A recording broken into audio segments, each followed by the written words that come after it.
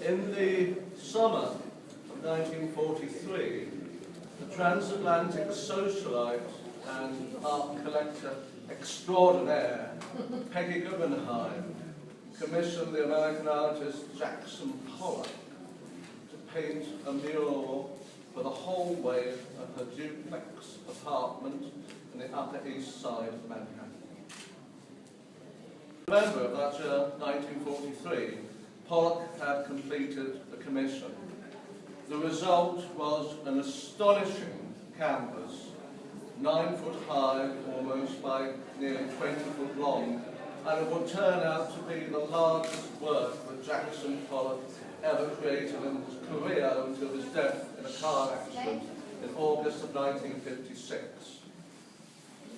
In its scale, its ambition, and above all, in its remarkable vitality, was unprecedented, not just in Jackson Pollock's career, but in the entire annals of the movement we now know as abstract expressionism. Particularly outstanding about Mural is that for the first time, Pollock combined a sense of what we call the all-over. That is, a dynamic vitality of composition which fills the canvas from edge to edge. And later Pollock would say about his classic works of 1947 to 50, where he finally poured paint, he remarked, no limits, just edges. And this sense of the painting continuing beyond the limits of the canvas is established heroically for the first time in Mural. It was literally eye-opening. Up until that time, the artists who would later become known as abstract expressionists have worked almost consistently on a very modest scale. What Mural did, as Willem de Kooning later said, was to break the ice for abstract expressionism. There is a sense in which Mural was a catalyst that made abstract expressionism possible.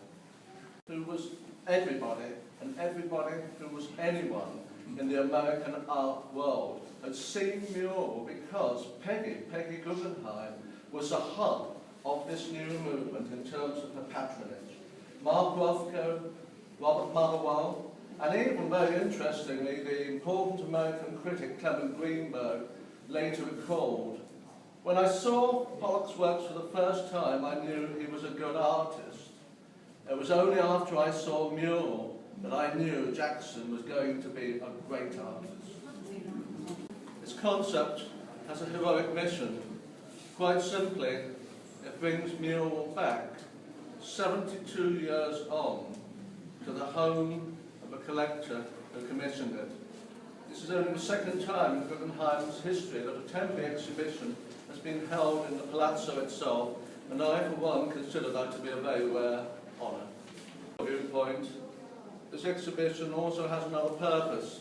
Primarily, it's meant to showcase Mural. Mural is a hub around which the other 19 works in this exhibition are constellated.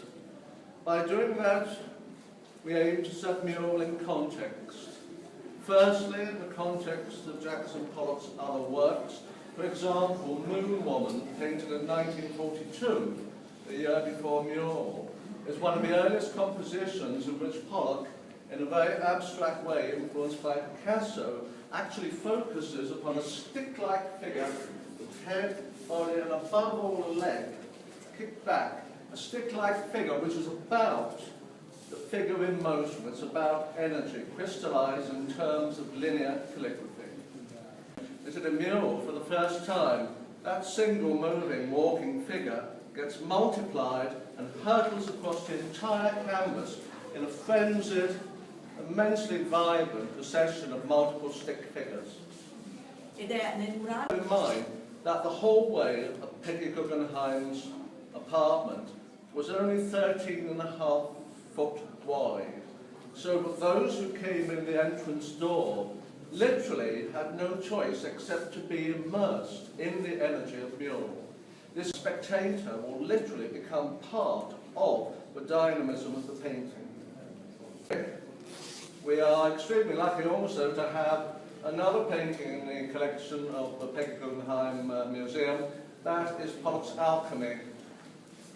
Mural has just undergone a heroic cleaning campaign lasting almost 2 years at the Getty Conservation Institute in Los Angeles.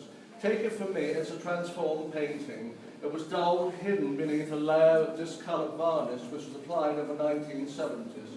Now, for the first time in Europe, we see Mural literally unveiled, bereft of that obscuring varnish, and we can see the colours which have something of Henri Matisse about them. Pollock is often thought of as primarily a calligraphic artist, but he is also a very unusual, very gifted colourist, and that comes through for the first time in Mural. As I said, it also belongs to the Peggy Guggenheim collection. It's in this room. That's just undergone another epic cleaning campaign in Florence. It comes out as an almost unrecognisable painting. I'm sure many of you have been here before and noticed that alchemy was really just browned, dull, discoloured. Now we can see the glittering array of colours that Pollock used in this very, very early canvas of this poured technique. This poured technique begins in 1947, 3 years after Mural. It's in the poured technique that Pollock refines into skeins of paint trails and an extraordinary surface complexity, the kind of varied brushwork which had first come through on its own, stand on its own in Mural. Contextualise Mural to show the kind of powerful magnetism it exerted for other artists. There is over there a painting by Pollock's wife, Lee Krasner, done in 1950 on private collection. It's an absolutely unique painting because it's the only painting of this entire earlier period of Krasner's in the 40s, 50s, where Krasner responded directly to Mural by showing a tight, almost statuesque procession of figures slowly parading across the canvas. And quite appropriately, this Krasner is called Promenade.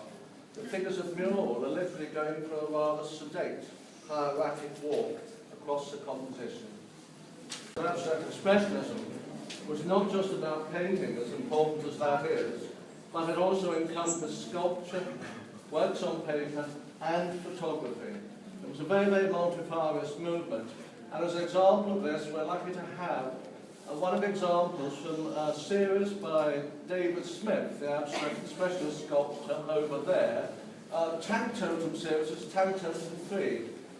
Very simply stated, the upright, prancing, humanoid personage of Tank Totem 3 is like one of the stick figures stepped out of Mural into 3 dimensions.